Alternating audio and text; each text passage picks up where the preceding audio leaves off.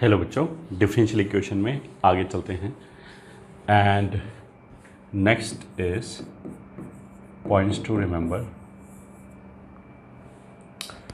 अगर मान लिया कहीं पे भी डिफरेंशियल इक्वेशन, मान लिया उसने इस तरह का क्वेश्चन दिया कि एक कर्व है और उसमें हमने एरिया बाउंड किया और एरिया बाउंड इसके बराबर है।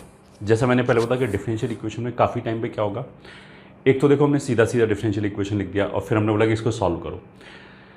दूसरे टाइप के क्वेश्चंस क्या होंगे कि he will give general property of A curve.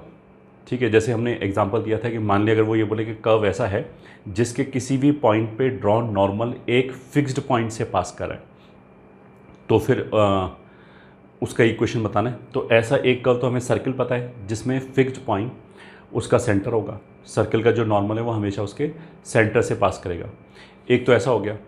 तो इसी तरीके से जब हम कर्व को डिस्क्राइब कर रहे हैं या फिर एक जनरल प्रॉपर्टी को डिस्क्राइब करें, जनरल कर्व के जनरल पॉइंट की प्रॉपर्टी को डिस्क्राइब करें, तो उसमें कहीं एरिया भी इन्वॉल्व हो सकता है, लेंथ ऑफ कर्व भी इन्वॉल्व हो सकता है। तो those expression now we are deriving. अगर मान लिया हमने ऐसे बोला कि एक कर्व ऐसे है, वही y बराबर एफ एक्स और x बराबर a से लेके, क्योंकि वेरिएबिलिटी तो कुछ होगी वो ये थोड़ा होगा a से लेके b तक का एरिया इतना है।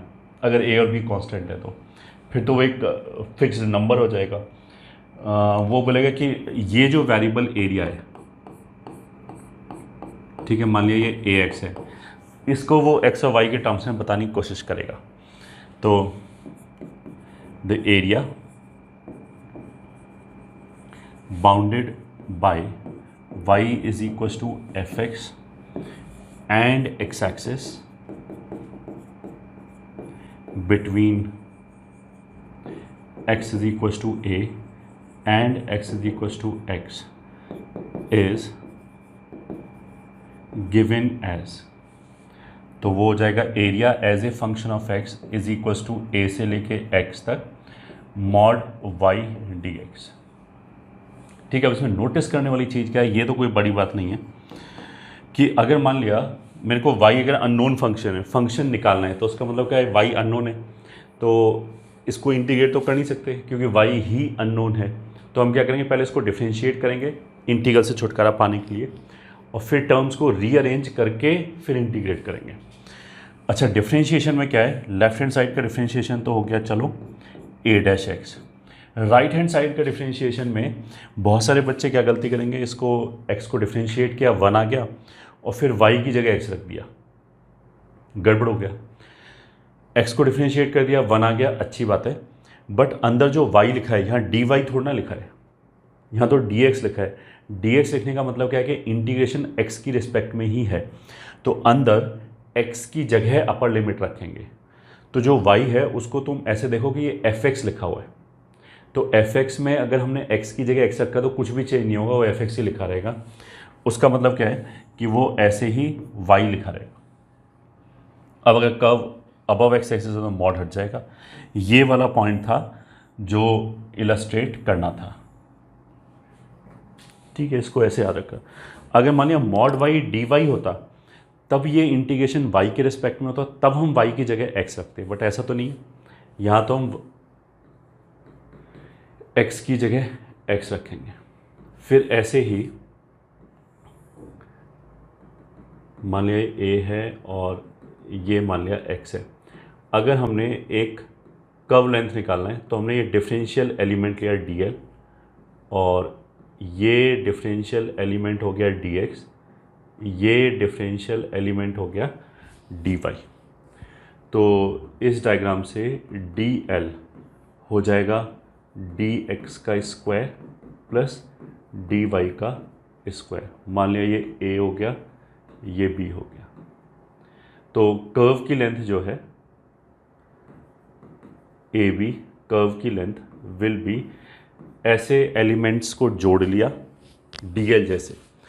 अब देखो अगर डिस्क्रीट फंक्शन होता जिसमें सिग्मा आर वार इन्वॉल्व होता है, जिसमें तो उसको जोड़ने के लिए हम सिग्मा यूज़ करते हैं।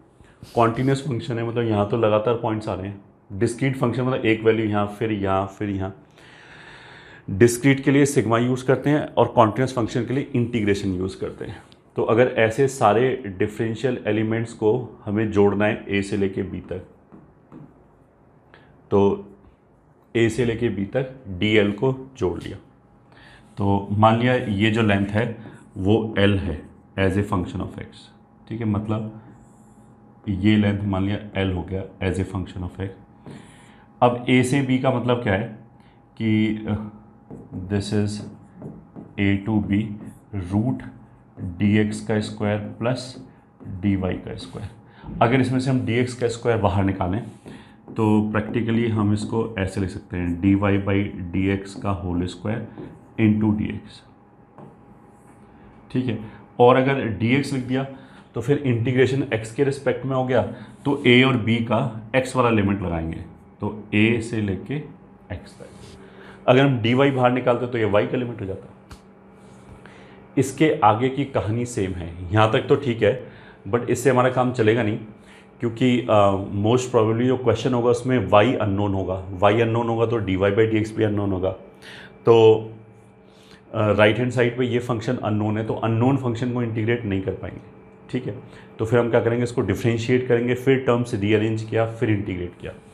तो अब डिफ्रेंशिएशन में इसी की तरह की बात होगी। अगर डिफ्रेंशिएट कर दिया डी डी एक्स, तो this will be equals to upper limit का डेरिवेटिव 1 और अंदर इंटीग्रेटिंग वेरिएबल क्या है x, क्योंकि डी एक्स लिखा है, दैट विल से कि integration is with respect to x, तो x की जगह हम x रखेंगे। उसका मतलब क्या है कि ये जो D Y by D X है इसको you can treat as F dash X, तो एफ डैश एक्स में x की जगह x रखा, तो ये हो जाएगा root 1 plus D Y by D x का होल स्क्वायर। अब इसके आगे वी विल सॉल्व फर्दर, जो भी इंफॉर्मेशन दे रखा होगा।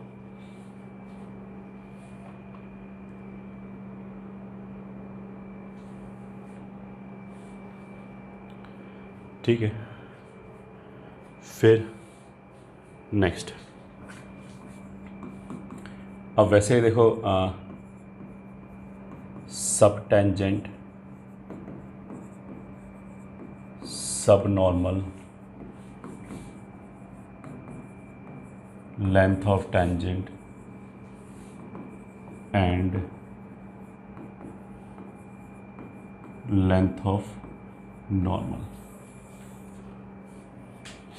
ये 4 पॉइंट दे रखे हैं। तो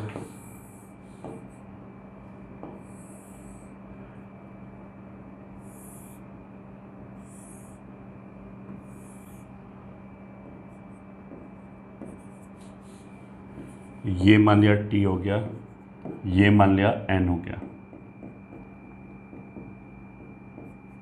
ये मान लिया q हो गया, ठीक है। ये थीटा, ये y कोऑर्डिनेट ऑफ p हो गया, मान लिया अगर ये पॉइंट x, y है तो ये y हो गया। ये थीटा, ये 90, ये 90 माइनस थीटा, ये 90, तो ये फिर हो गया थीटा, ठीक है। तो अब इस क्वांटिटी में this we have already done in application derivative, यहाँ पे तो बस एक बार रिवीजन कर रहे हैं। टी क्यू इज कॉल्ड सब टेंजेंट और इसका लेंथ कितना हो जाएगा, इसी डायग्राम से ये y है तो ये y कॉट थीटा, तो y अपॉन y डैश, फिर क्यू एन विल बी सब normal, that will be y dash, ये y है तो ये y टेन थीटा हो जाएगा। इसी डायग्राम में अगर ये y है तो ये y कोसेक थीटा हो गया। तो T P is defined as length of tangent and that will be y root 1 plus 1 upon y dash का स्क्वायर एंड लास्ट में N P is equals to length of normal, that is equals to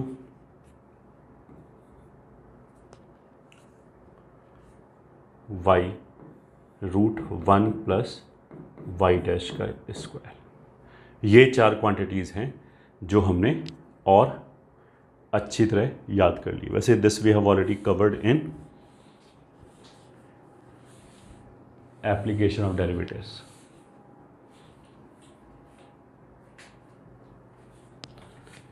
फिर एक और points to remember, and that is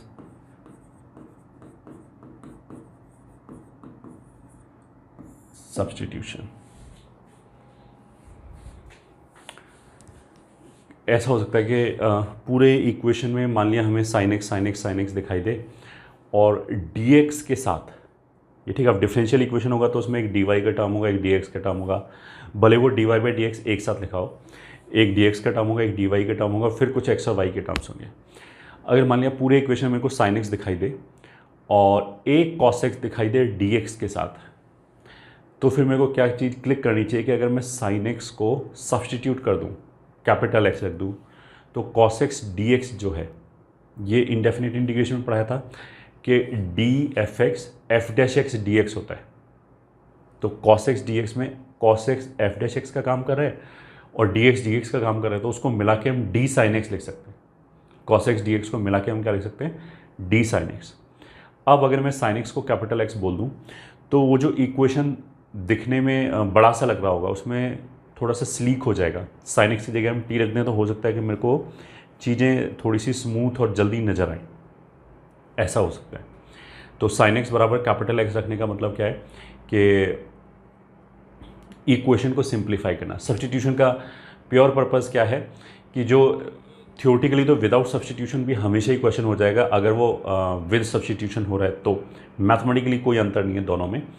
but practically क्या होगा कि अगर हमें इक्वेशन कॉम्पैक्ट फॉर्म में छोटा सा दिखाई दे तो हमें चीज़ें जल्दी क्लिक करेंगी।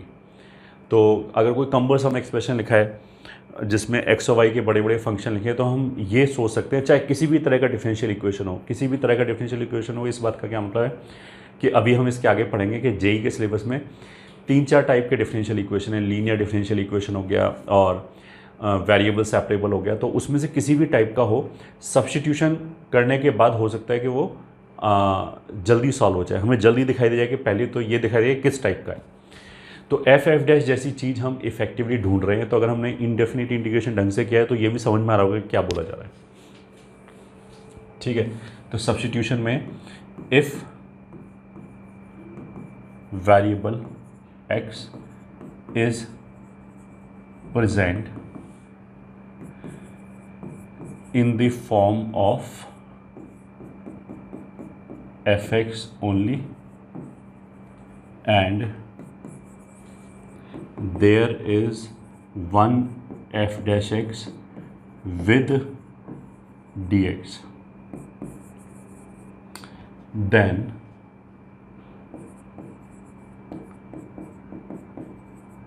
substitute fx is equals to capital X, this will give you f dash x into dx बराबर d कैपिटल x। ये ठीक है। और ऐसा सब्स्टिट्यूशन करने से हमने क्या बोला कि ऐसा हो सकता है कि क्वेश्चन फेयरली सिंप्लीफाइड फॉर्म में आ जाए।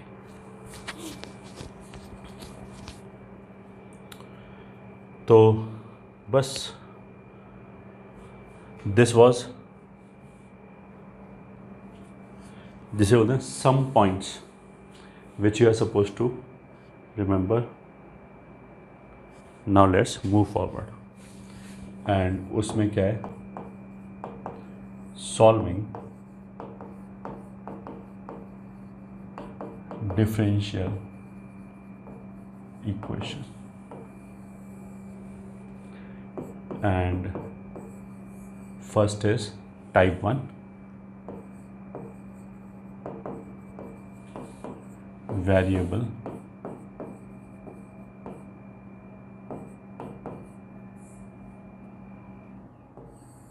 वेरिएबल सेपरेबल, और इसको हम VS से डिनोट करेंगे।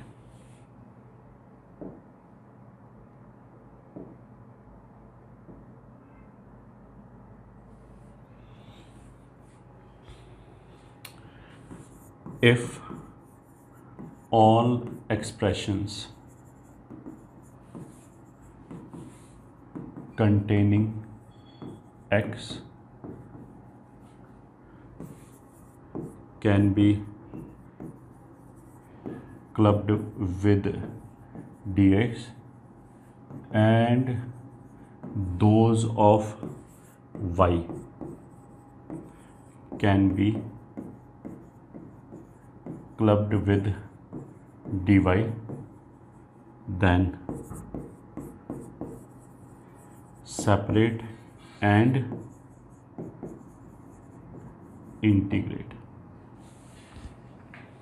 तो उसका मतलब क्या है कि जो वेरिएबल सेपरेबल है उसका जनरल फॉर्म कैसे हो जाएगा, ऐसे करके एफ एक्स डी एक्स बराबर जी Y d Y.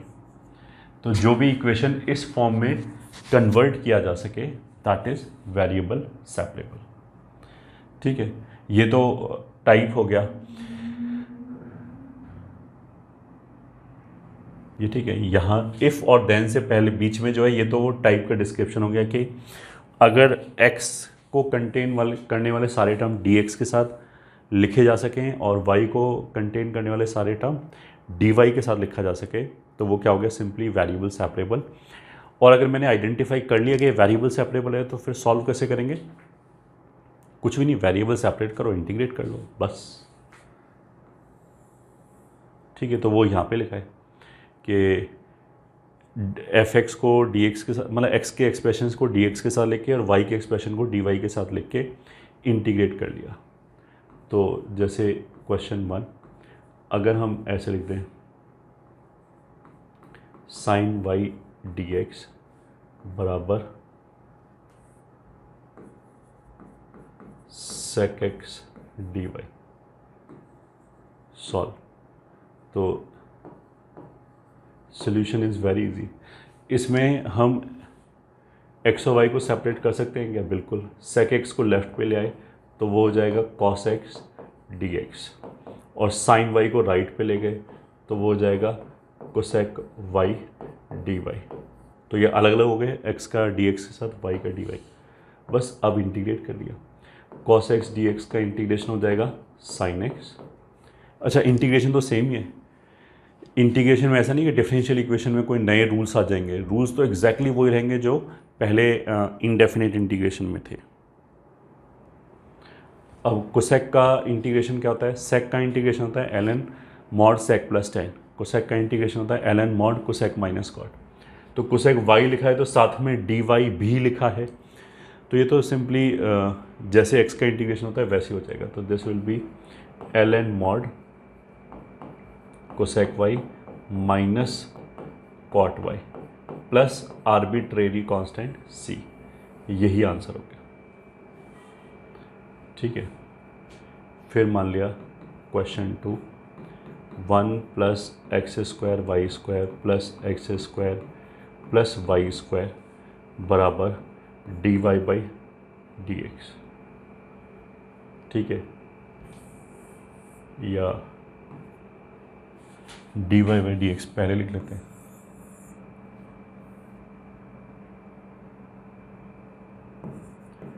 D Y by D x बराबर, मान लीजिए क्वेश्चन है,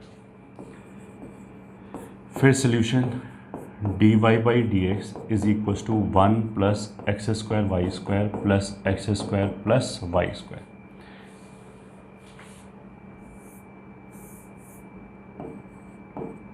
तो ये बेसिकली कौन सी फॉर्म हो गई, ये हो गया a plus B plus 1 plus A B. तो ये तो फैक्टराइज हो जाएगा। इसमें अभी हमें भले ये दिखाई दे रहा हो कि x और y तो ये तो मिला जुला है, सेपरेट कैसे करेंगे, फैक्टराइज होके बाई चांस सेपरेट हो जाएगा। This can be written as 1 plus x square into 1 plus Y square. ठीक है, ये आ गया हमारा D Y by D X. अच्छा, अगर देखो मैथमेटिकली बोलें तो दोनों तरफ हम क्या करेंगे, डी एक्स मल्टीप्लाई करेंगे। ठीक है, फिर d Y by D x into d x, D Y by D x is basically nothing but f dash x into d x. तो F dash x d x हो जाएगा D F x. तो अगर Y बराबर F x है तो D F x हो जाएगा डी वाई। थ्योरेटिकली तो ऐसे हुआ है ये। ठीक है, हमने दोनों तरफ डी एक्स मल्टीप्लाई किया तो लेफ्ट हैंड साइड पे डी वाई बचेगा और राइट हैंड साइड पे ऐसे डी एक्स आ जाएगा। But practically what we can say, जो हमेशा चल जाएगा, हमने ऐसे बोला डी एक्स तोड़ के उधर ले गए, ठीक है, तो डी एक्स तोड़ के उधर ले जाओ, कोई दिक्कत नहीं है। या क्या, अब y के फंक्शन को इसके साथ क्लब कर दिया, x के फंक्शन को इसके साथ क्लब कर दिया, कर दो इंटीग्रेट, तो 1/1 प्लस वाई स्क्वायर हो जाएगा tan इनवर्स y, और इसका इंटीग्रेशन हो जाएगा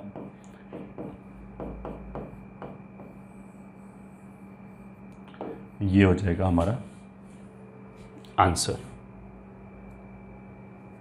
सिंपल आंसर ये हो जाएगा। ठीक है, तो ये बेसिकली वेरिएबल सेपरेबल हो गया।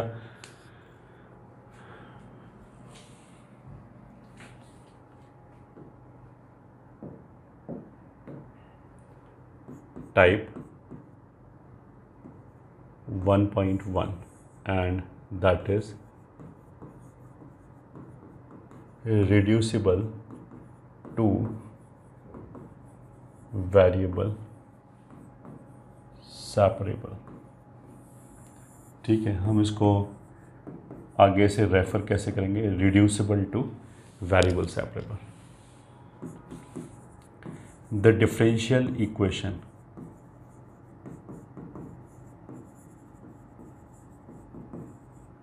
of the form dy by dx is equals to some function of linear expression of x and y, ax plus by plus c। इसका मतलब क्या है कि x और y का एक लीनियर एक्सप्रेशन लिखा हुआ है, तो इसका मतलब क्या है कि अगर x और y का कोई भी लीनियर एक्सप्रेशन लिखा है, दैट मीन्स कि अगर मान लिया x प्लस 2y लिखा है, तो पूरे फंक्शन में, पूरे इक्वेशन में, पूरे डिफरेंशियल इक्वेशन में जहाँ पे भी x और y आ रहा है वो x प्लस 2y की फॉर्म में ही आना चाहिए हर जगह।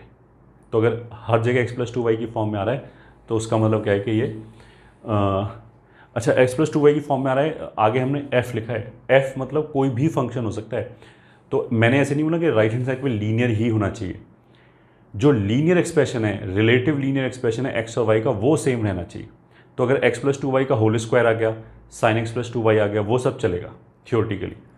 ठीक है, तो the equation, the differential equation of the form can be reduced into variable separable by the substitution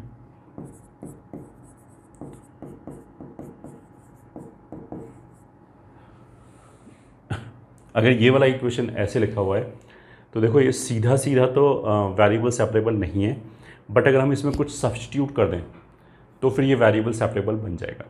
substitution का मतलब ये होता है कि जैसे ओरिजिनल डिफरेंशियल इक्वेशन एक्स और वाई में दे रखा है, मैंने कुछ सब्स्टिट्यूट किया और नया वेरिएबल हम टी ले आए, तो हो सकता है कि जो रिजल्टिंग डिफरेंशियल इक्वेशन आए वो टी और एक्स में आ जाए या टी और वाई में आ जाए, एक वेरिएबल हमने मतलब हटा दिया। तो हम सब्स्टिट्यूशन क्या करेंगे, वही जो लीनियर एक्सप्रेशन है a x plus b y plus c, इसको टी रख दिया। अब अगर इसको हमने x के रिस्पेक्ट में डिफ्रेंशिएट किया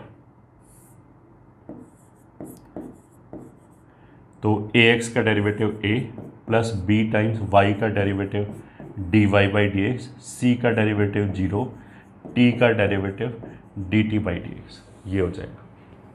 now this will be equals to a plus b times dy by D x कितना है, इतना, f of a x plus b y plus c, तो ये हो गया f of a x plus b y plus सी को t बोल रखा है, तो ये हो गया f of t। f of t मतलब सम एक्सप्रेशन ऑफ t बराबर dt अपॉन डी एक्स। अब देखो इसको हम ऐसे बोलते हैं, इसको तोड़ के इधर ले आए तो dx बराबर dt upon a plus B F of T, तो ये हो गया वेरिएबल सेपरेबल, x अलग हो गया और नया वेरिएबल t अलग हो गया। इसको इंटीग्रेट करो, आंसर t के टर्म्स में आएगा और फिर उसको वापस x और y में कन्वर्ट कर दिया। तो question solve dy by dx is equals to कुछ भी sine x plus 2y plus cos x plus 2y solution.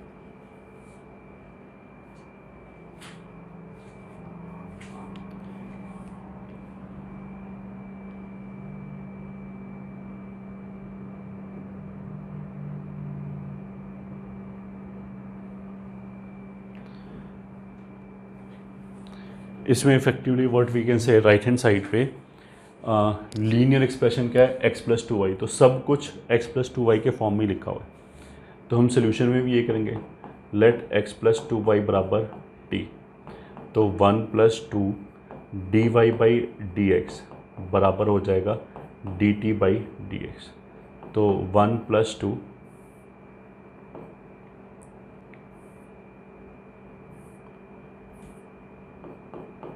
1 plus 2 d Y by D x की यहाँ से वैल्यू कितनी आ जाएगी, sine t plus cos t बराबर d t by D x.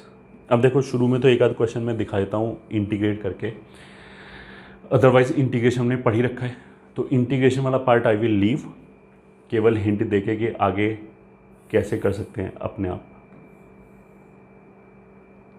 तो यहाँ पे dx will be dt upon 1 plus 2 sine t plus 2 cos t, ये हो गया।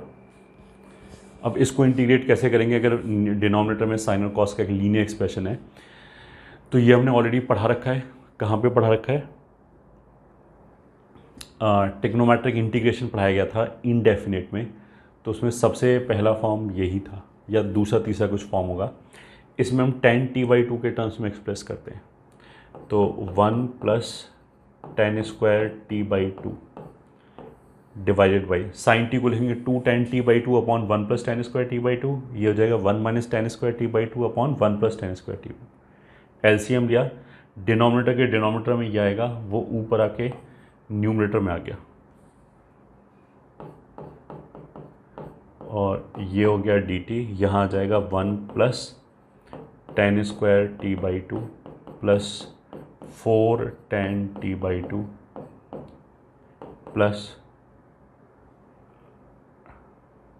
ये हो गया ये, और ये हो जाएगा 2 माइनस 2 tan स्क्वायर t/2, तो 2 और 1 कितना हो गया, 3।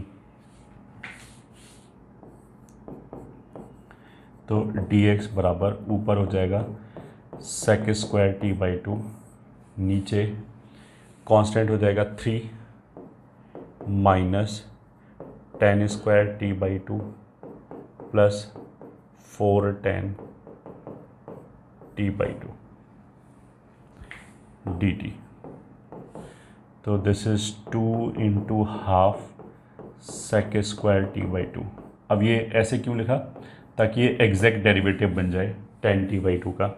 डिनोमिनेटर में माइनस tan t/2 माइनस 2 का होल स्क्वायर, स्क्वायरिंग करोगे तो एक tan स्क्वायर t/2 आएगा, वो ये आ गया। लेट मी चेक, कोई गड़बड़ तो नहीं है, 4 सही है। और twice of this into this, मतलब 4 times tan t/2 minus minus plus, वो ये आ गया, और एक -4 और आएगा, और हमें +3 चाहिए, तो नलीफाई करने के लिए 7। अब tan t/2 माइनस 2 का डेरिवेटिव ये लिखा है हाफ सेक स्क्वायर t/2, तो कुछ हमने ऐसे बोला था कि अगर f डैश dx के साथ है तो f को हम x की तरह ट्रीट कर सकते हैं इंटीग्रेशन में। अब ये x की जगह भले ही t का फंक्शन हो, बट इसका डेरिवेटिव dt के साथ है, तो ये x की तरह ट्रीट हो जाएगा, तो 1/a square minus x square का फॉर्म लग जाएगा। तो इंटीग्रेशन आ जाएगा x बराबर, इधर 2 बाहर है, a square minus x square होता है 1/2a, तो 2a ln मॉड, यह आ जाएगा a plus x, a plus tan t/2 minus 2 upon √7 minus tan t/2 plus 2 plus c। ये आ जाएगा and this will give you answer. ये ठीक है। टी को अगर वापस एक्स प्लस 2y में रख लिया तो मतलब टी की जगह एक्स प्लस 2y रख दिया, उसके बाद यू विल गेट जो भी रिक्वायर्ड आंसर है। तो ये हमारा एक एग्जांपल हो गया reducible two variable separable.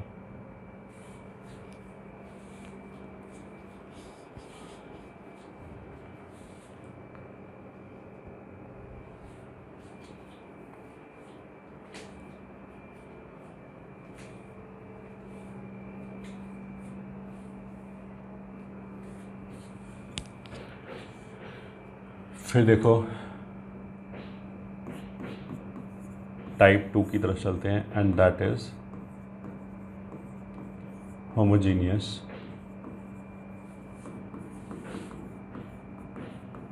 Differential equation.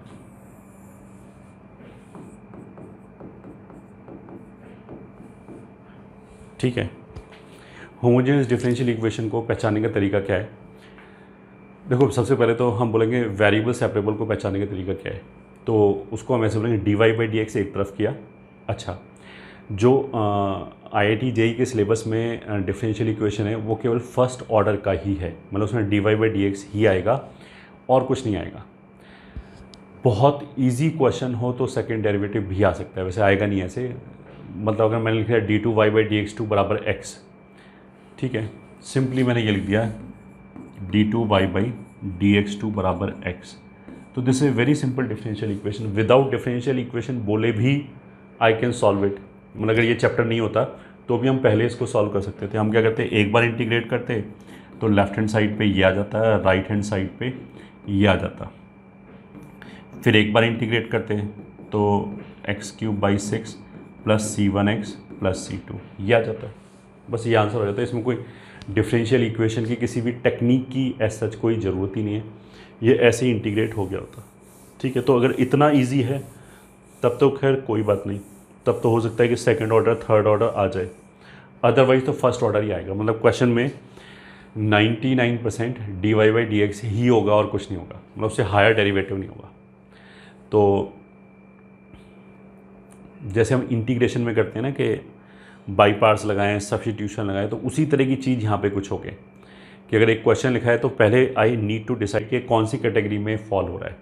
तो अभी तक हमने क्या क्या पढ़ा है, variable separable and homogeneous differential equation अभी पढ़ने वाले हैं।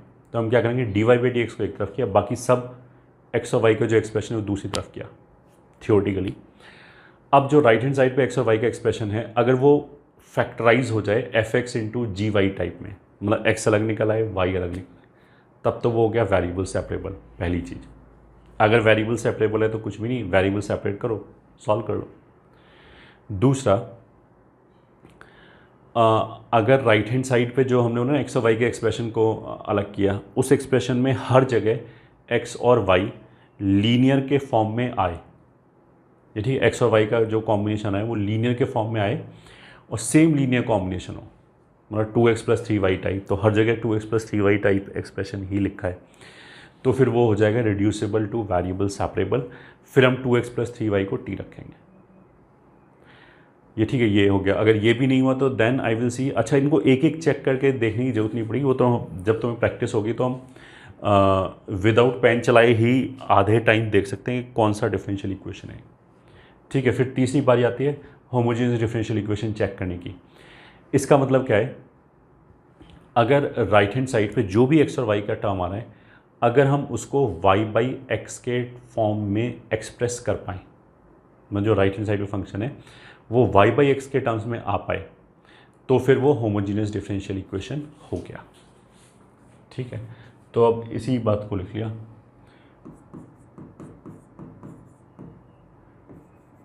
Will be of the form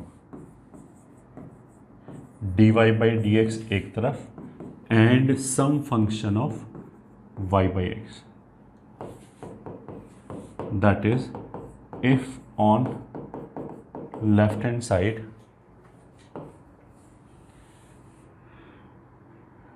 we write d Y by D x, then expression on right hand side can be expressed in the form of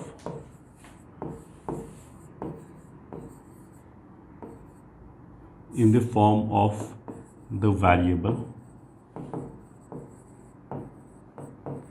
y by x। मतलब ना x फालतू बचना चाहिए ना y फालतू बचना चाहिए, सब कुछ y बाई एक्स के टर्म्स में एक्सप्रेसिबल होना चाहिए।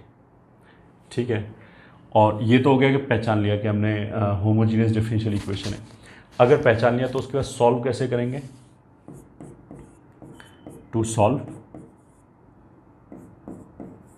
Put y by x is equals to t, substitution कर दिया, वापस y बाई एक्स बराबर टी कर दिया, और y बाई एक्स बराबर टी करने से क्या होगा, ये भी वेरिएबल सेपरेबल हो जाएगा। मतलब इसको लिख लिया हमने y बराबर एक्स टी डी एक्स किया, तो ये हो गया d Y by D x बराबर x का डेरिवेटिव 1 इंटू टी, फिर x इंटू टी का derivative d t by D x, ये हो गया। यहाँ से d Y by D x किसके बराबर है? F of y by x, और y बाई एक्स कितना बोला है हमने? t, इसी को t बोला है, पुट y बाई एक्स बराबर t, तो ये f ऑफ t हो गया, राइट हैंड साइड पे equals to t plus x into d t upon d x. ये तो दिख रहा है वेरिएबल सेपरेट हो गया। ठीक है, t को अगर इधर ले आए तो ये हो गया एफ टी माइनस टी बराबर x times d t upon d x, तो this will give you d x upon x बराबर d t upon f t minus t. और ये कहाँ से आया है? अगर d Y by D x f of y by x है तो फिर वाई बाई एक्स को टी रख के आए। ठीक है, अब देखो ऑब्जेक्टिव क्वेश्चन में शॉर्टकट के हिसाब से हम क्या करेंगे, अगर मैंने डिफरेंट होमोजीनियस डिफरेंशियल इक्वेशन के क्वेश्चन लिए तो सभी में अप्रोच तो ये होगा कि वाई बाई एक्स को टी रखो, बट उसमें क्या होगा, डी एक्स अपॉन एक्स हमेशा ही आएगा। ये क्वेश्चन इंडिपेंडेंट है, यदि क्वेश्चन कुछ भी हो, कोई भी डिफरेंशियल इक्वेशन, कोई भी होमोजीनियस डिफरेंशियल इक्वेशन क्वेश्चन हो, इस पे कोई फ़र्क नहीं पड़ेगा, डी टी पे कोई फ़र्क नहीं पड़ेगा, टी पे कोई फ़र्क नहीं पड़ेगा। अगर मैंने एक क्वेश्चन से दूसरे क्वेश्चन पे गया तो व्हाट विल चेंज, ये एक्सप्रेशन चेंज होगा बस। और ये एक्सप्रेशन क्या है, जो भी क्वेश्चन है उसका राइट हैंड साइड बस y बाई एक्स की जगह t रख दिया, और जो एक्सप्रेशन आया उसको यहाँ लिख दिया, ये है। ठीक है, तो शॉर्टकट में हम यहाँ से सीधा कहाँ पे जाएंगे, डी एक्स अपॉन एक्स लिखा and D t upon minus T, इतना लिख के तैयार रखा, और यहाँ पे बस क्या आ जाएगा, राइट हैंड साइड जिसमें y बाई एक्स की जगह t रख दिया, इस फॉर्मेट में आ जाएगा। तो ये शॉर्टकट मार के इतना सब बार बार करने की बजाय, and then I should be able to appreciate कि t जो है that is nothing but y by x. तो अब क्वेश्चन कर लेते हैं। जैसे मान लिया d Y by D x बराबर 3x plus y upon x plus 4y, ये हो गया।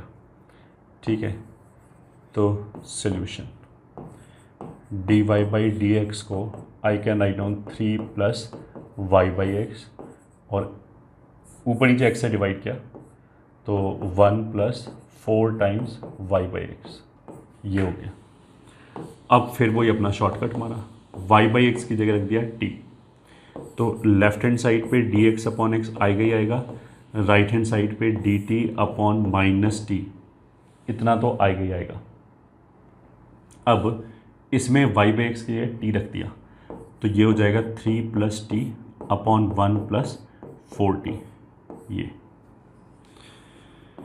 तो this implies D x upon x बराबर 1 + 4t अपॉन, अब देख लिया कितना आ रहा है, ठीक है, ये हो गया 3 + t - t cancel -4t² dt, ये आ गया, ठीक है। तो दिस इज इक्वल्स टू, इसको अलग कर दिया, मतलब एक को तो हम लिख दिया,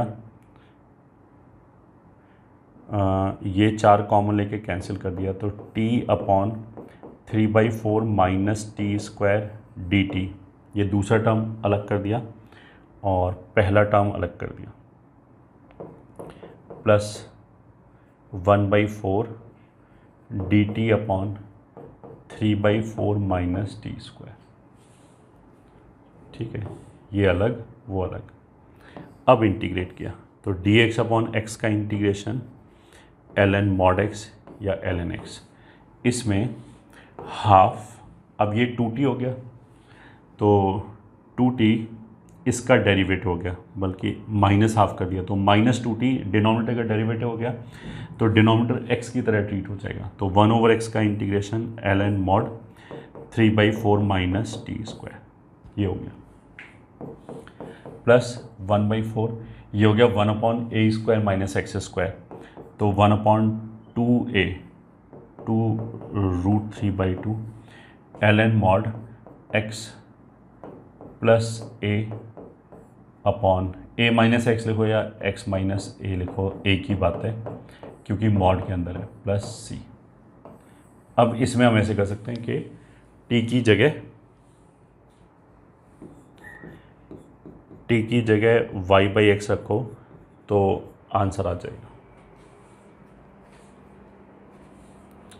तो फिर आंसर आ जाएगा।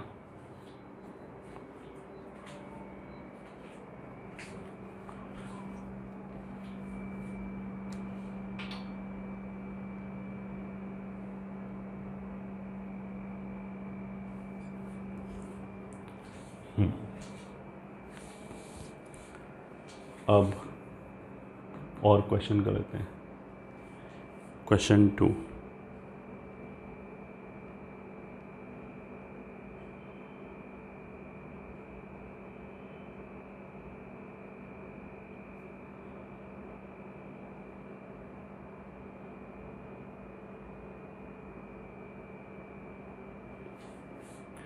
क्वेश्चन 2 इज dy/dx बराबर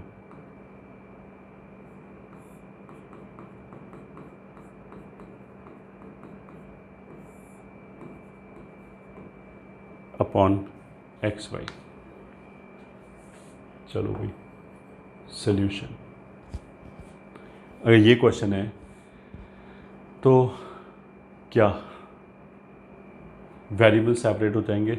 बिल्कुल हो जाएंगे। सबसे पहले तो वही है, तो y को इधर लेके ये हो जाएगा dy y/dy, और इधर जो y² है उसको भी ये इधर ही ले आए, y² - 1, dx को इधर लेके तो √x² - 1 upon x into dx, ये हो गया। अब ये बहुत सिंपल है, दिस इज इक्वल्स टू, इसमें तो हम क्या करें, y² - 1 का डेरिवेटिव 2y हो जाएगा, तो 2 से मल्टीप्लाई किया, डिवाइड किया dy। इधर हमने क्या किया कि इसको ऐसे लिख लिया, √x² - 1 upon x² into x dx, और इसमें x² - 1 को t² रख दिया, तो x dx will B t dt।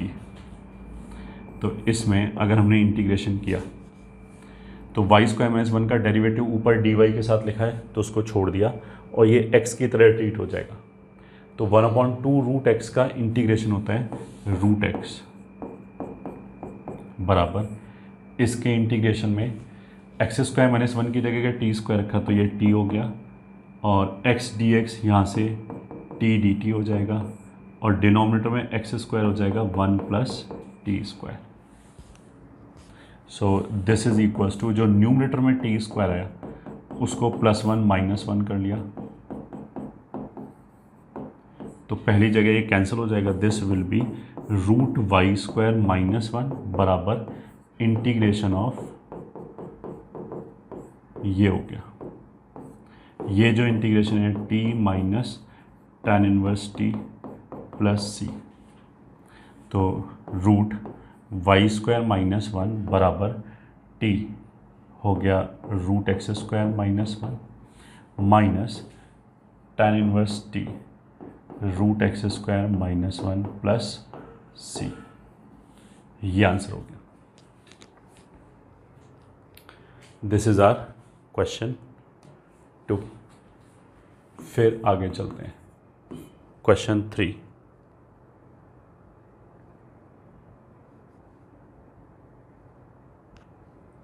which says 1 minus x square into 1 minus y dx बराबर xy 1 plus y dy।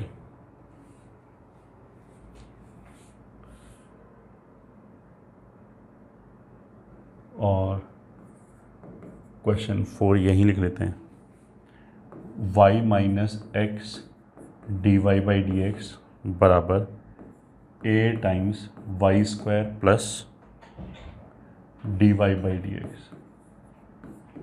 पहले क्वेश्चन को सॉल्व करते हैं। सॉल्यूशन, वेरिएबल सेपरेट हो जाए क्या? बिल्कुल हो जाएगा। इधर से x इधर ले आए, इसको उधर ले गए, तो ये हो जाएगा 1 minus x² upon x dx बराबर y 1 plus y upon 1 minus y dy। तो अगर इंटीग्रेट करें तो 1/x हो गया ln x minus x² upon x बचेगा तो वो हो गया x²/2 is equals to, right hand side पे इंटीग्रेशन कर लिया। राइट हैंड साइड पे क्या लिखा है? y plus y² upon 1 minus y dy। तो इसको हम ऐसे लिख सकते हैं y माइनस 1 और plus y² minus 1 plus 2 upon 1 minus y dy, ऐसे कर लिया। तो this will be equals to y minus 1 upon this will be -1 और यहाँ से हो जाएगा माइनस y प्लस 1 और प्लस 2 अपॉन या -2 अपॉन y माइनस 1 dy, ऐसे हो जाएगा। And this is ln x minus x²/2। This is ln x minus x²/2। ये दोनों मिलके कितना हो जाएगा? -y minus 2। तो उसका इंटीग्रेशन ये हो गया -2 ln mod y minus 1 plus c। यहाँ पे भी मॉड x लगा सकते हैं, वो डिपेंड करता है क्वेश्चन में उसने लगाया या नहीं लगाया। बस ये आंसर हो गया। Simple example of variable separable. इधर आते हैं तो सॉल्यूशन, सबसे पहले हमने क्या किया? dy बाई डी एक्स को एक तरफ किया, दूसरे को एक तरफ किया, तो y माइनस ay² बराबर dy by D x. D Y by D x के साथ यहाँ पे कितना आ गया? a और इधर से x, ये हो गया। ठीक है, तो वेरी सिंपल। फिर वेरिएबल सेपरेट हो जाएंगे, तो ये हो जाएगा dx upon x plus a बराबर dy upon y minus ay²। तो अगर हम इसे a को कॉमन निकाल दें तो dy upon y² minus 1 upon ay। मान लीजिए क्वेश्चन में लिखा है कि a पॉजिटिव है। ठीक है, अब इंटीग्रेट कर लिया तो इसका इंटीग्रेशन आ जाएगा ln mod x plus a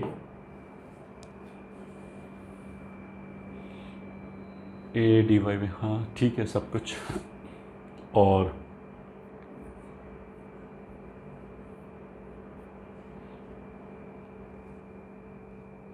इसको देखो, वैसे हम ऐसे भी कर सकते थे कि dy अपॉन y कॉमन लिया तो 1 माइनस ay।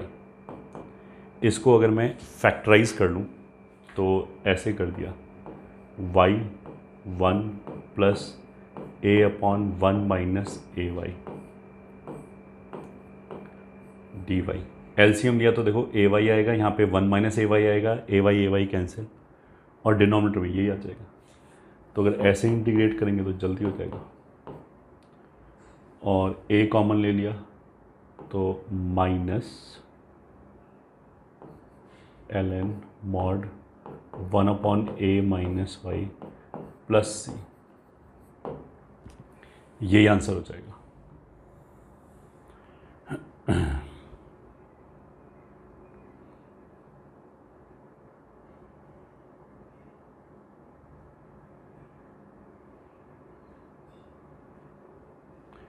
ठीक है, question number 5, d Y by D x equals to sine x plus y plus cos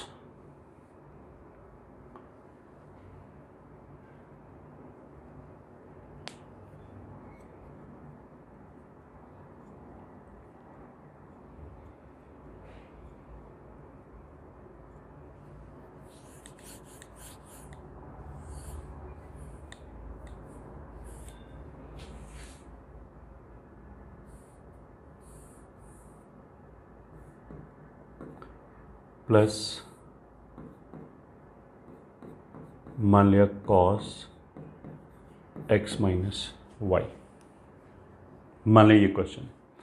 अब इसमें देखो राइट हैंड साइड पे सेम लीनियर एक्सप्रेशन तो नहीं आया, अलग अलग एक्सप्रेशन आ रहे हैं, तो ये रिड्यूसिबल टू वेरिएबल सेपरेबल तो नहीं है। ठीक है, तो फिर हम क्या करेंगे, solution D Y by D x is equals to sine x plus y plus sine 90 plus x minus y, ऐसे लिख दिया।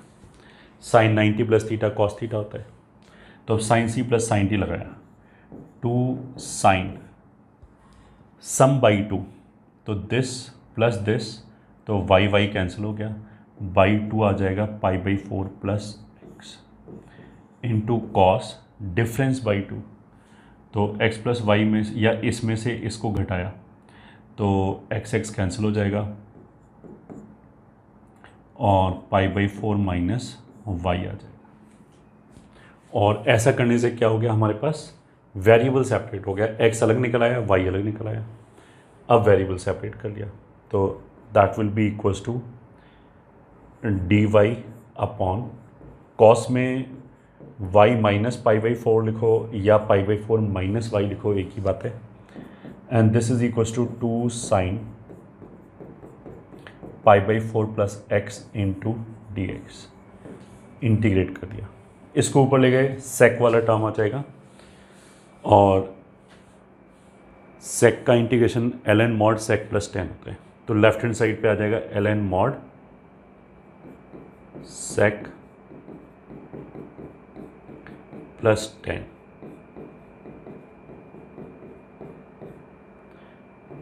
बराबर 2, साइन का इंटीग्रेशन हो जाएगा minus cos x plus pi by four plus c. यही आंसर हो गया बस।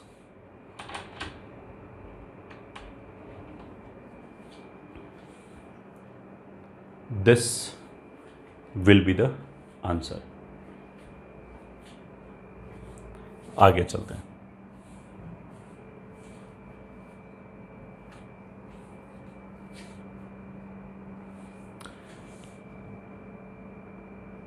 Question 5, then question 6.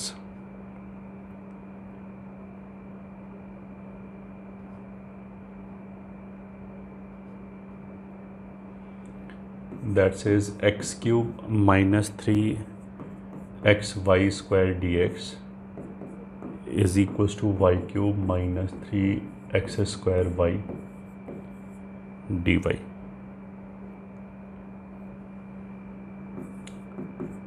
Question 7, dy by dx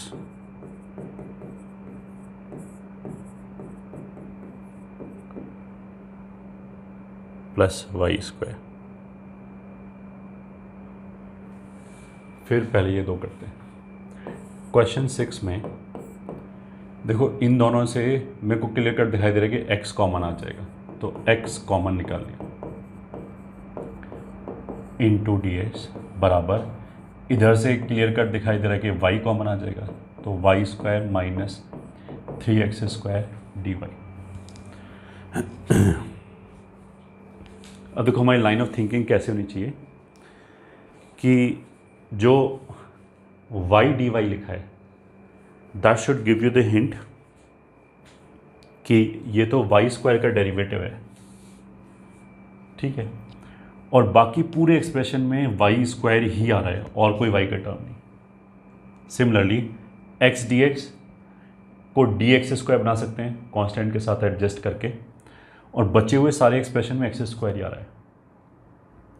तो यहाँ से मेरे को हिंट लगना चाहिए कि अगर मैं एक्स स्क्वायर को कैपिटल एक्स रख दूँ एंड वाई स्क्वायर को कैपिटल वाई रखते हैं, तो this will imply 2x dx will be d capital X and this will imply 2y dy will be d capital Y।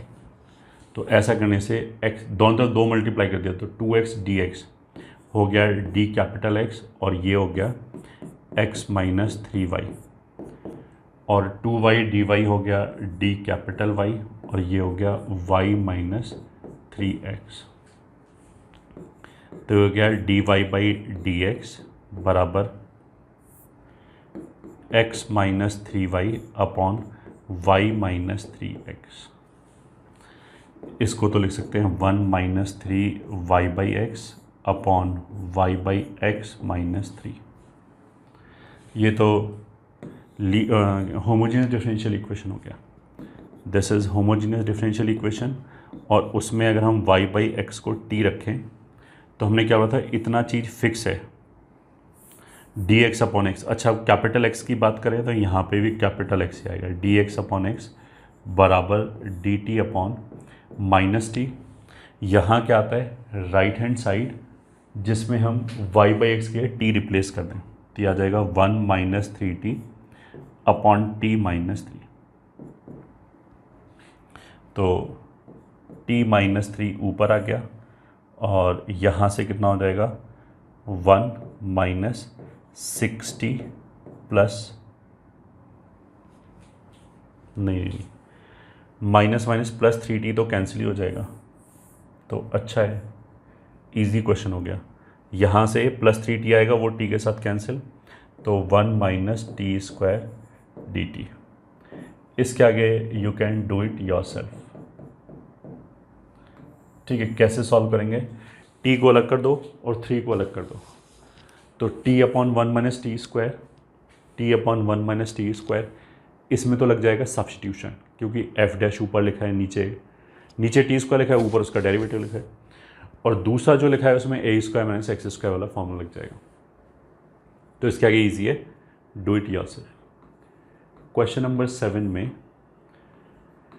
D Y by D x कितना दे रखा है, x square plus x y upon x square plus Y square. ऊपर नीचे x square से divide किया तो 1 plus y by x, 1 plus y by x का whole square.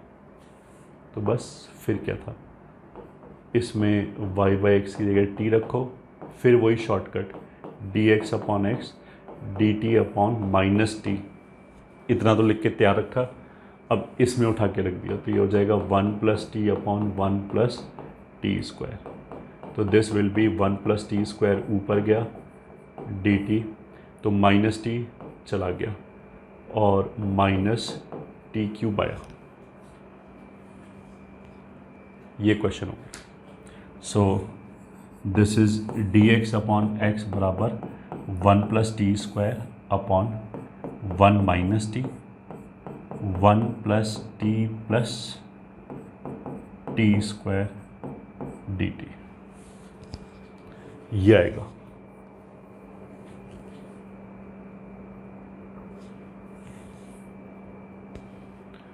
Minus T cube,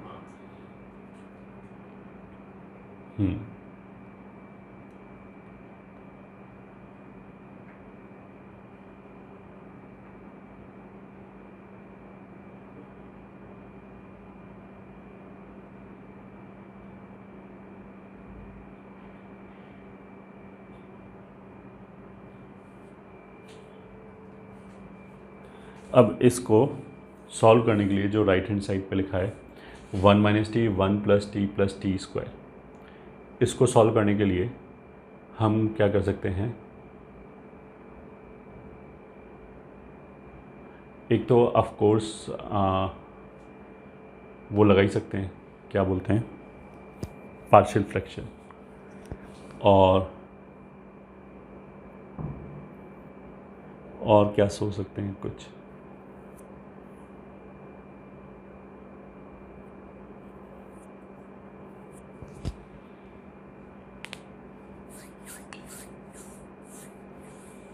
और मतलब एक बार ये भी सब्स्टिट्यूशन ट्राई कर सकते हैं। अगर 1 माइनस टी को 1 अपॉन जेड रखा तो मतलब t बराबर z माइनस 1 अपॉन जेड या इतना, तो डी टी बराबर 1 upon z square D Z. रख के देखते हैं वेदर इट हेल्प्स और नॉट।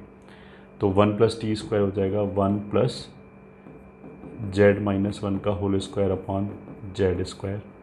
1 माइनस टी हो जाएगा 1 ओवर जेड, और this will be 1 plus z minus 1 upon z plus z minus 1 का whole square upon z square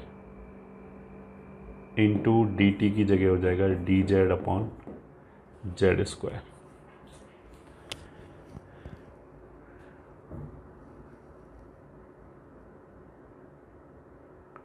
तो इससे मतलब कोई ख़ास फ़ायदा होगा नहीं।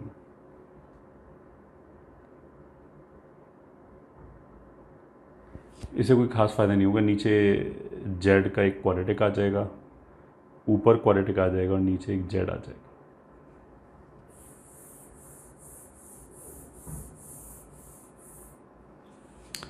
फिर तो इसको मतलब पार्शियली ही ब्रेक कर लिया। और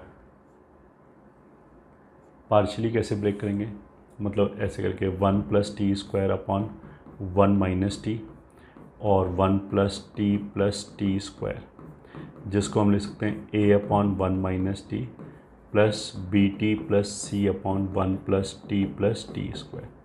a की वैल्यू भी डायरेक्टली निकल आएगा, इसको हटा के t इज इक्वल टू 1 रख दिया तो ये आ जाएगा 2/3। और c की वैल्यू निकालने के लिए t बराबर 0 रख दिया, तो t बराबर 0 रखने पे ये तो कितना हो गया 1, ये हो गया 2/3, तो इधर से आ जाएगा 1/3। तो c की वैल्यू भी कितनी हो गई 1/3 0 रखने पे। अब b की वैल्यू निकालने के लिए t बराबर मान लिया -1 रख दिया, तो ये हो जाएगा 1 और 1 2, ये भी हो गया 2, ये हो गया 1 और ये हो गया 2 2 1/3। t बराबर -1, तो -1 प्लस b/3 -1, ये भी 1 हो गया, तो 1/3 2/3, तो b बराबर -1/3 आ गया। तो यहाँ -1/3 आ गया, तो मतलब कैसे लिखा गया 1 plus t square upon 1 minus T 1 plus t square, this will B 2/3 1 minus T and -1/3 common लिया तो t -1 upon 1 plus t square. अब इंटीग्रेट कर सकते हैं आराम से, इसका तो लीनियर हो जाएगा, ये लीनियर अपॉन क्वाड्रेटिक हो गया। तो लीनियर अपॉन क्वाड्रेटिक को कैसे सॉल्व करते हैं, ऊपर लीनियर का डेरिवेटिव बनाया and so on.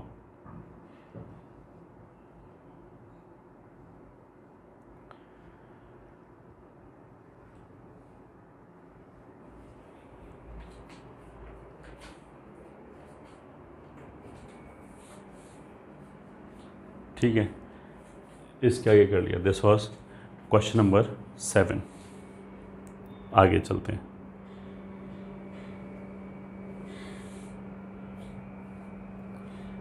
Question number 8 is sin x dy/dx बराबर y ln y। फिर क्वेश्चन नंबर 9,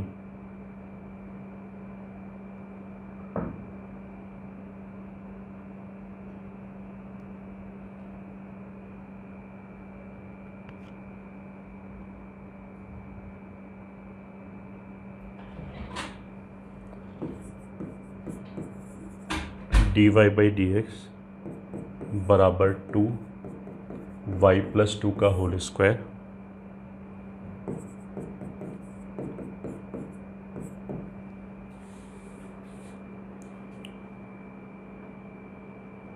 ये लिख लिया।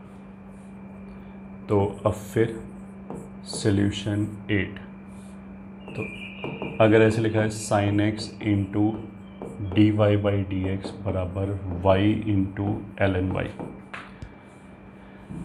वेरिएबल सेपरेबल है सिंपली, तो वेरिएबल सेपरेट कर दिया। तो डी वाई के नीचे आ जाएगा वाई एल एन वाई और इधर आ जाएगा D x upon sine x, जिसको हमने लिख लिया cosec x into d x. अब तो एक लाइन का क्या इंटीग्रेशन किया, तो देखो एल एन वाई का डेरिवेटिव 1/y होगा, तो 1/y डी वाई के साथ प्रेजेंट है, तो ये एल एन वाई एक्स की तरह ट्रीट हो जाएगा। तो उसका मतलब क्या है, ये डिनोमिनेटर में लिखा है तो 1/x का इंटीग्रेशन एल एन एक्स, तो एल एन एक्स मतलब l n y is equals to cosec x का इंटीग्रेशन होता है l n mod cosec minus cot, cosec x minus cot x plus c. अब देखो हम ऐसे भी कर सकते हैं, इस सी को मैं लिख दूँ मान लिया कुछ भी एल एन के, और l n a plus l n b से हम ऐसे लिख सकते हैं k times cosec x minus cot x, ऐसे भी कर सकते हैं। ठीक है, ऐसे लिख लिया। अब ये एल एन और ये एल एन हटा दिया, क्यों, ये इसलिए बताया रहा है कि हमें ऐसा हो सकता है आंसर डिफरेंट फॉर्म में दिखाई दे। तो ये एल एन हटा दिया, केवल एक एल एन बचा, तो k times cosec x minus cot x. अच्छा, मॉड क्यों हटा दिया, मॉड लगा सकते हो, वैसे कोई ज़रूरत नहीं है क्योंकि के अननोन है, तो अगर ये एक्सप्रेशन पॉजिटिव या नेगेटिव होगा that will be taken care by के का तो अभी वैल्यू नहीं पता, तो वो तो प्लस और माइनस तो नहीं आ सकता, इसलिए ये आंसर हो गया। ठीक है, this will be the answer. Question number 9 देखो, इंटरेस्टिंग क्वेश्चन है। 2y+2 का whole square upon x plus y minus 1 का होल स्क्वायर, ये क्वेश्चन है। अगर देखो ऊपर अगर वाई स्क्वायर होता और नीचे केवल x प्लस वाई का होल स्क्वायर होता, तो फिर ये होमोजीनियस डिफरेंशियल इक्वेशन बन गया होता। फिर हम ऊपर नीचे वाई स्क्वायर से डिवाइड करके इसको वाई बाई एक्स का इक्वेशन बना देते हैं, बट वो तो नहीं है, डायरेक्टली नहीं है, बट अगर हम थोड़ा सा भी दिमाग लगाएंगे तो बन जाएगा। ऊपर तो y+2 का होल स्क्वायर लिख लिया, नीचे इसमें क्या किया, ऊपर y+2 आया है तो नीचे भी y+2 लिख लिया, बट मेरे को तो -1 चाहिए, तो फिर हमने x-3 लिख लिया। अब ऐसा करने से x-3 प्लस y+2 मिल के कितना हो जाएगा, x प्लस वाई माइनस 1। अब इसमें हमने सब्सटीट्यूट कर दिया कि x-3 की जगह कैपिटल X रख दिया और y+2 की जगह कैपिटल Y रख दिया, तो this will give you dx will become d capital X and dy will become d capital Y। रखो, तो ये हो जाएगा d capital Y upon d capital X बराबर 2y² upon x plus y का होल स्क्वायर। ऊपर नीचे अगर x स्क्वायर से डिवाइड किया तो 2y/x का होल स्क्वायर और नीचे हो जाएगा 1 प्लस y/x का होल स्क्वायर। इसको ऐसे बोलते हैं, x बाहर निकाल लिया तो स्क्वायर हो गया बाहर आके, उसको इसके साथ मिला दिया, ये हो गया और डिनोमिनेटर ये हो गया।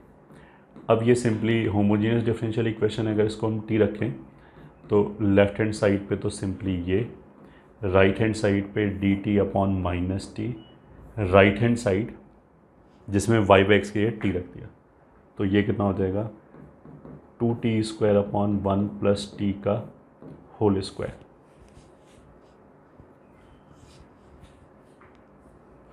तो this is equals to 1 plus t का होल स्क्वायर अपॉन, यहाँ से t कॉमन लिया तो 2t माइनस 1 प्लस टी का होल स्क्वायर dt। तो this is dx upon x बराबर 1 plus t square plus 2t divided by, इसको देखो ओपन किया, या चलो एक माइनस बाहर निकाल देते हैं, तो यहाँ से आ जाएगा एक तो t, एक 1 प्लस टी स्क्वायर, जो यहाँ से 2t आएगा, यहाँ से 2t आएगा, वो कैंसिल हो गया, इनटू dt। अब ये बहुत सिंपल हो गया, 1 + t² ये लिखा है और t ये लिखा है, तो दोनों को ऐसे ही सेपरेट कर दिया। तो 1 + t² ये कैंसिल होकर 1/t आ जाएगा, प्लस 2/1 + t² आ जाएगा dt। अब अगर इंटीग्रेट किया तो ये आ जाएगा ln mod x बराबर minus ln mod t plus 2 tan inverse t plus c। तो यहाँ x की जगह क्या रख दिया, स्मॉल x -3, और t की जगह रख दिया कैपिटल Y/X, और कैपिटल Y वापस y + 2, इतना रख दिया।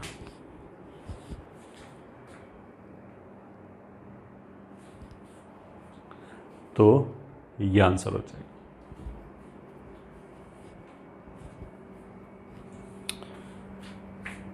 अब हम लिखते हैं टाइप 3,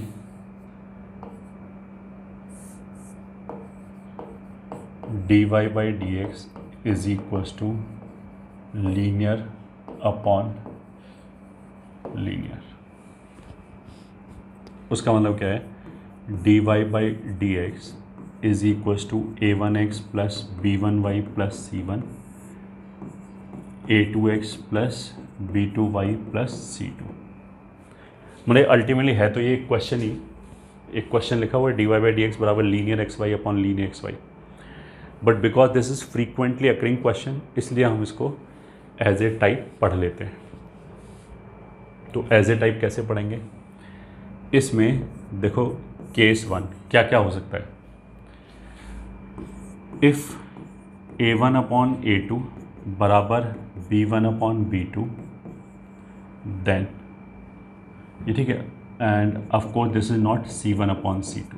अगर ये तीनों ही रेशो बराबर होगी तो पूरा ही कैंसिल हो जाएगा, फिर तो एक कैंसिल हो गया, कुछ ऐसे बचेगा राइट हैंड साइड पे 2, तो वो तो बहुत ट्रिवियल सा केस हो गया, वो तो तुम अपने आप ही सॉल्व कर सकते हो। dy/dx बराबर 2 को सॉल्व करने के लिए कोई स्ट्रैटेजी बताने की जरूरत नहीं, वो तो ऐसे ही इंटीग्रेट हो जाएगा।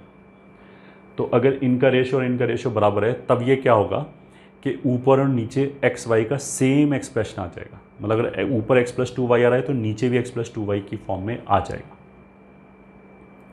तो इस वाले केस में तो रिड्यूसेबल टू वेरिएबल सेपरेबल है, ये ठीक है। This is nothing but reducible two variable separable. Put a1x plus b1y बराबर t and question will become, या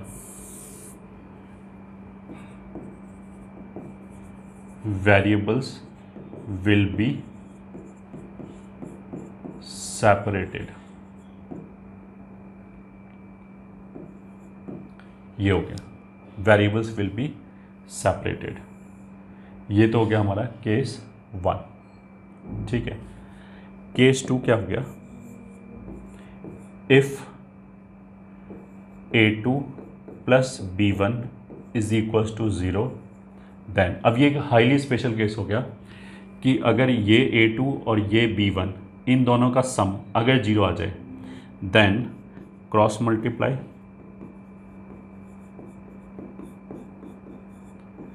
and integrate term by term. Cross multiply and integrate term by term. अब इस चीज़ का मतलब क्या है, इस चीज़ का देखो ये मतलब है कि अगर ऐसे लिखा है dy/dx बराबर a1x plus b1y plus c1 upon a2x plus b2y plus c2, अगर हम क्रॉस मल्टीप्लाई करें तो a2x dy plus b2y dy plus c2 dy बराबर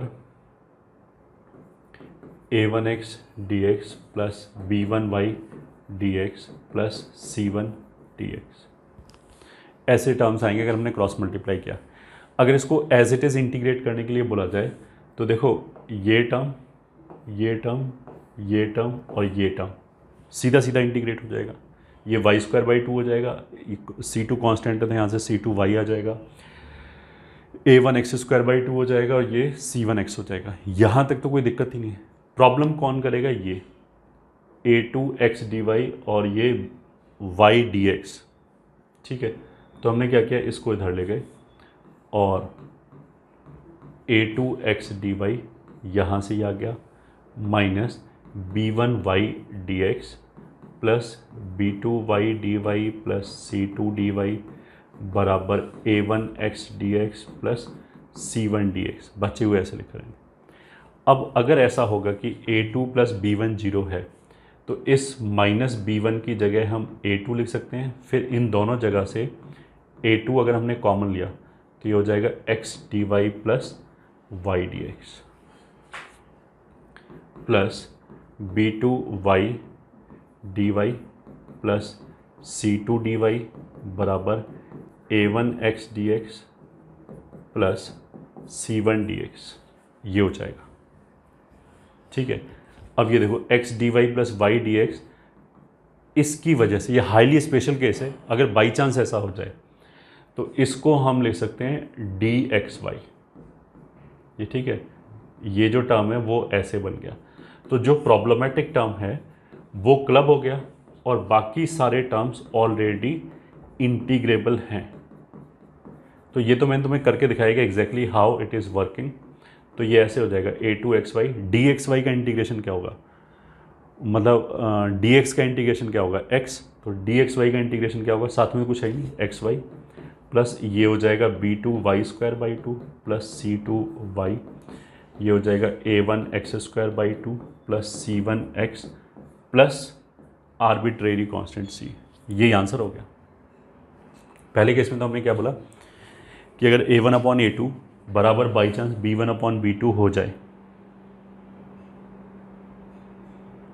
तब तो क्या होगा कि रिड्यूसिबल टू वेरिएबल सेपरेबल वाला हो गया, मतलब राइट हैंड साइड पे एक्स और वाई का सेम लीनियर कॉम्बिनेशन आ रहा होगा।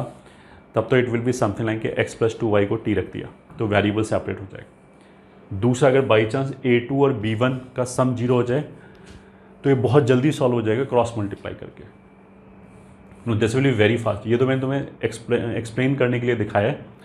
अदरवाइज देखो, अगर हम क्वेश्चन बोलें d Y by D x बराबर x minus two y plus five upon two x plus three y plus seven, ये आ गया। ठीक है, तो आंसर देखो मैं एक लाइन में लिख सकता हूँ आंसर सीधा। हमने क्या देखा, ये टू और इसका कोफिशिएंट माइनस टू, इनका सम जीरो है। अच्छा, x इन दोनों का कोफिशिएंट नहीं देखेंगे, उसमें कोई कन्फ्यूज़न भी नहीं है। x का कोफिशिएंट देखने की जरूरत नहीं क्योंकि dx x के साथ आएगा तो इसको तो पहले से दिक्कत नहीं है। ठीक है, तो हमें ये कन्फ्यूज़न नहीं होगा कभी भी, थोड़ा सा भी अगर हमने दिमाग पे जोर डाला कि A1 प्लस B2 जीरो होना चाहिए या A2 प्लस B1 जीरो होना चाहिए, कौन सा जीरो होना चाहिए। तो जो प्रॉब्लम कर रहा है dy के साथ ये x जाएगा, ये दिक्कत कर रहा है, तो ये जीरो होना चाहिए, दिस प्लस दिस। ये ठीक है, B2 अगर dy के साथ जाएगा तो उसको तो पहले ही दिक्कत नहीं। तो इस वाले केस में ये दो और ये माइनस दो कैंसिल हो जाएंगे।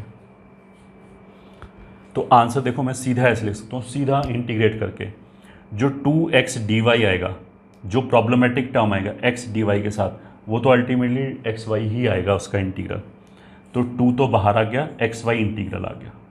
3y dy के साथ आ जाएगा 3/2y स्क्वायर, 7 dy के साथ आ जाएगा 7y, x dx के साथ x square by to, 2y dx के साथ वो तो उधर गया, वहीं से ये टर्म आ रहा है। इस टर्म में इसने भी कंट्रीब्यूट किया है तो इसको छोड़ दिया क्योंकि ये इधर आ गया, प्लस 5x प्लस c, ये आंसर हो गया। अब देखो इससे फास्ट क्वेश्चन नहीं हो सकता, चाहे कुछ भी कर लो।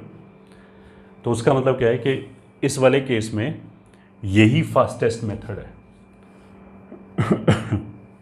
ठीक है, अच्छा ये बात ध्यान रखना चाहिए कि दिस प्लस दिस अगर हमने जीरो बोला है तो लेफ्ट हैंड साइड पे कोफिशिएंट 1 ही होना चाहिए, ऐसे नहीं कि यहाँ 5 लिखा हो।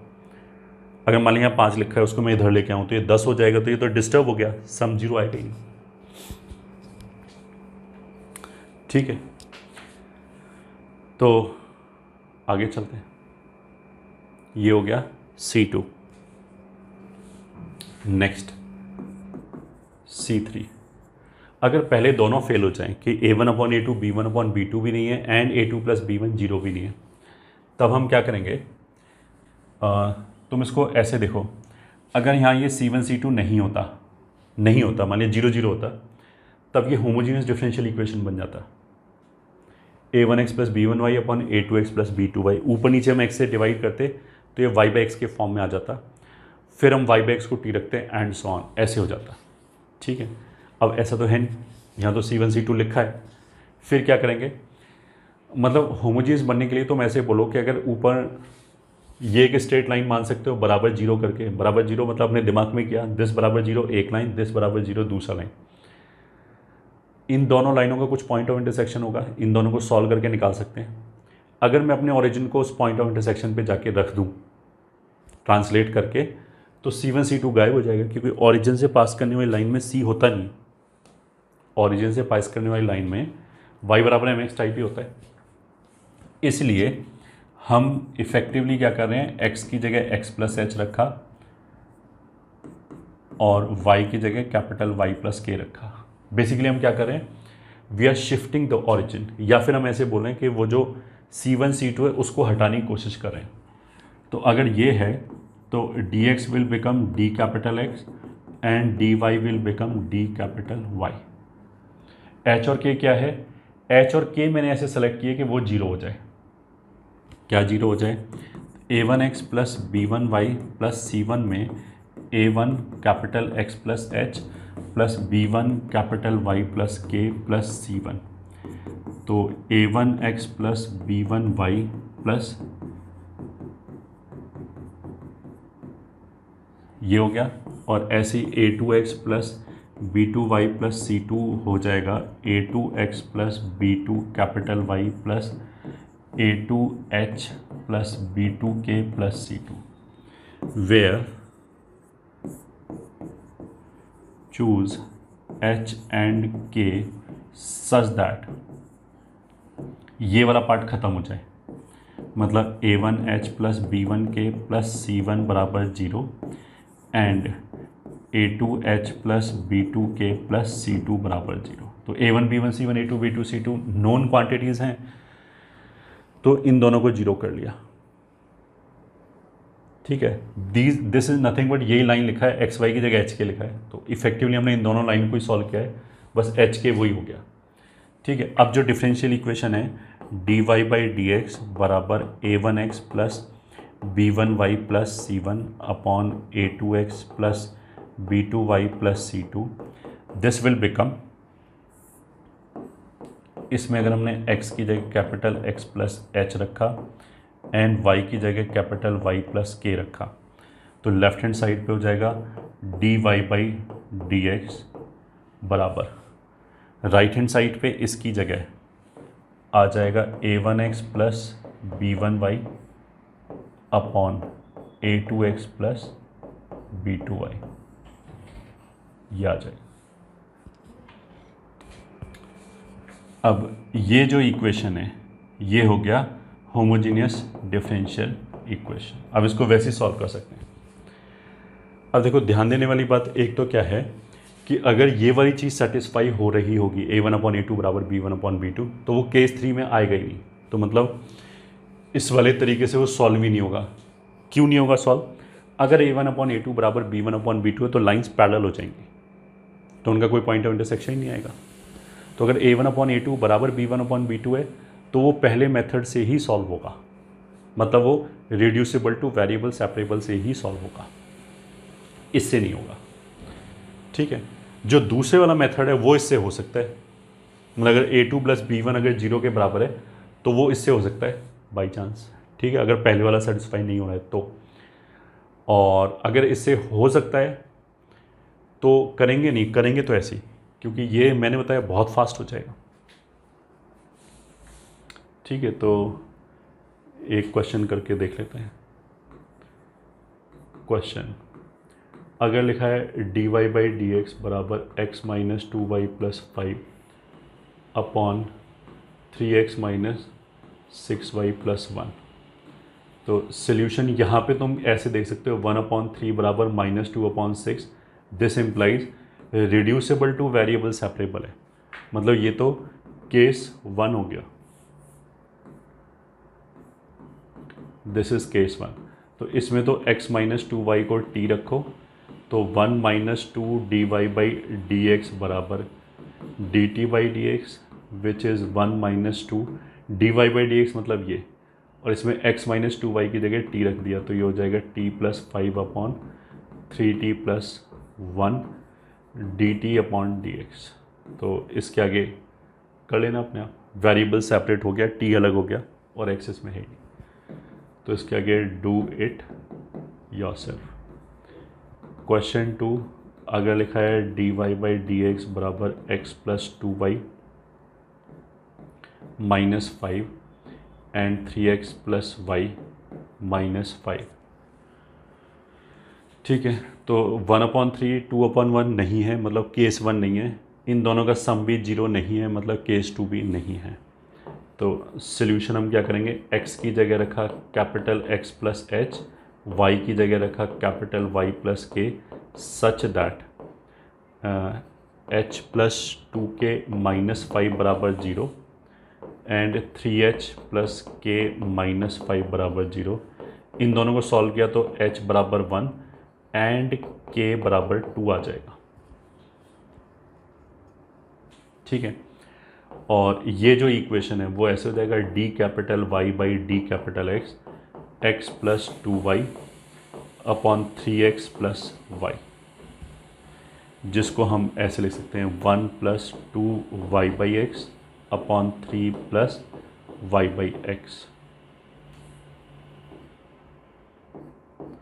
y by x.